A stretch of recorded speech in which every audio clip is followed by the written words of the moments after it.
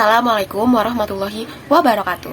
Perkenalkan, nama saya Aisyah Zalfa Baida dari jurusan Pendidikan Bahasa dan Sastra Indonesia, Fakultas Ilmu Pendidikan, Universitas Muhammadiyah Jakarta. Nah, pada kesempatan kali ini saya ingin menjelaskan tentang kontekstual unplugged coding dalam teks cerita sejarah.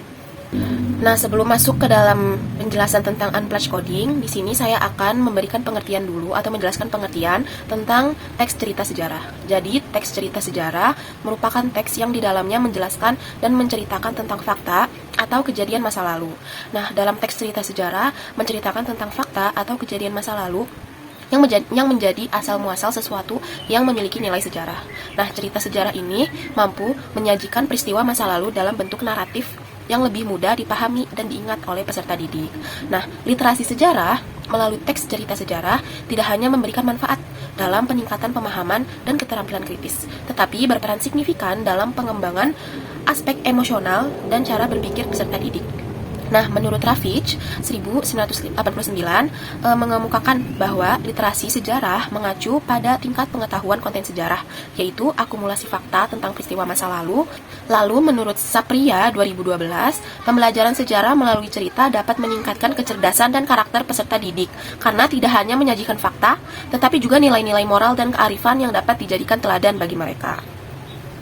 Oleh karena itu, penggunaan teks cerita sejarah dalam pembelajaran dapat menjadi saran efektif mengembangkan keterampilan literasi bagi siswa, sekaligus membentuk karakter. Nah, biasanya teks cerita sejarah itu disampaikan berdasarkan kronologi waktu yang disusun dengan rapi, sehingga terjadi deretan peristiwa. Dan peristiwa-peristiwa itu tuh diceritakan benar-benar terjadi di lapangan atau secara fakta. Nah, selanjutnya di sini saya akan menjelaskan tentang ciri-ciri teks cerita sejarah. Yang pertama itu ada disajikan secara kronologis atau sesuai dengan urutan peristiwa. Yang kedua, bentuk teksnya itu teks rekon atau teks cerita ulang. Yang ketiga, struktur teks itu ada orientasi, urutan peristiwa, dan reorientasi. Yang keempat, sering menggunakan konjungsi temporal, dan yang terakhir isinya berupa fakta. Nah, selanjutnya itu ada struktur teks cerita sejarah. Yang pertama itu ada orientasi atau pembuka atau pengantar dalam teks cerita sejarah.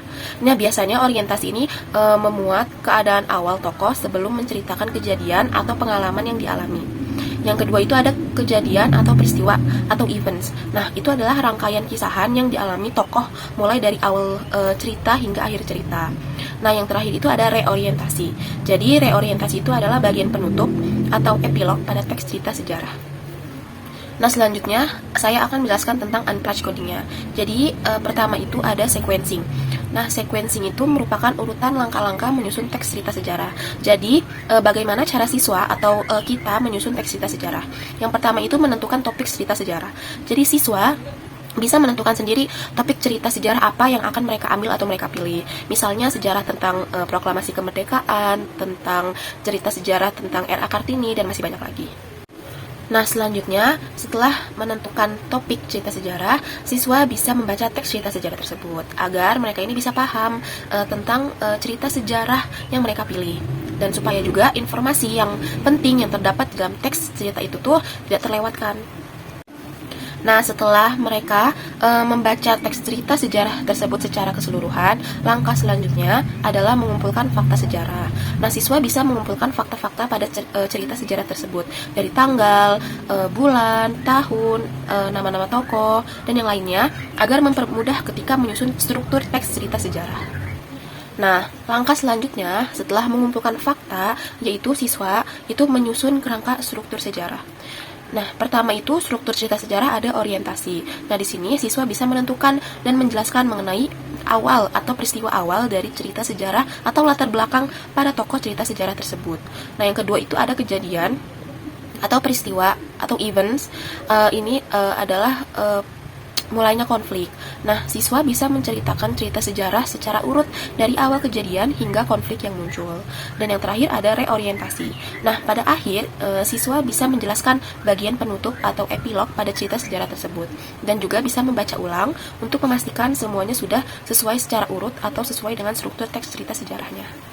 Nah, setelah siswa selesai untuk menyusun kerangka struktur teks cerita sejarah, siswa bisa membaca hasil kerangka struktur sejarah kembali atau dibaca secara berulang-ulang agar mereka nih bisa lebih paham dengan cerita sejarah yang mereka pilih dan juga bisa merevisi jika ada yang salah atau tidak pada ejaan, struktur, peristiwa atau yang lainnya. seperti apakah peristiwa sejarah tersebut itu sudah sesuai dengan urutan secara waktu. Nah, lalu apakah semua faktanya itu akurat dan memperbaiki penulisan yang salah. Nah, langkah terakhir dari sequencing atau langkah-langkah menyusun teks cerita sejarah yaitu adalah menceritakan ulang di hadapan teman-teman ataupun dibaca berulang-ulang kali. Nah, selanjutnya itu ada conditionals. Jadi, conditionals dalam unplugged coding itu adalah keputusan yang diambil berdasarkan kondisi tertentu. Jadi, untuk membuat conditionals ini harus ada jika dan maka. Nah, di dalam teks cerita sejarah, conditionalsnya itu adalah jika cerita sejarah itu belum lengkap, maka perlu mencari data dari sumber lainnya. Nah, selain itu, jika tidak membaca teks cerita sejarah dengan cermat, maka informasi penting itu bisa terlewat. Nah, selanjutnya itu ada loops atau perulangan suatu tindakan. Jadi, loops yang terdapat di dalam teks cerita sejarah itu yang pertama ada siswa bisa membaca ulang teks cerita sejarah agar mereka bisa lebih paham dan tidak melewatkan suatu peristiwa pada cerita sejarah tersebut. Yang kedua, siswa bisa menjelaskan ulang mengenai cerita sejarah yang mereka pilih agar siswa-siswa yang lainnya atau teman-teman itu dapat memahami cerita sejarah yang lainnya juga. Nah, selanjutnya setelah sequencing, conditionals, dan loops, di unplugged coding ada events. Jadi, events itu adalah peristiwa yang memicu suatu tindakan. Nah, untuk di teks cerita sejarah, eventsnya adalah ketika siswa menemukan suatu fakta baru dari sejarah yang jarang orang lain ketahui. Nah, perlu untuk dari mereka menyampaikan fakta tersebut juga kepada orang lain agar mereka ini dapat tahu ternyata faktanya itu seperti ini. Nah, selanjutnya itu ada data. Jadi, data itu adalah informasi penting yang perlu kita cantumkan ketika kita membuat langkah-langkah.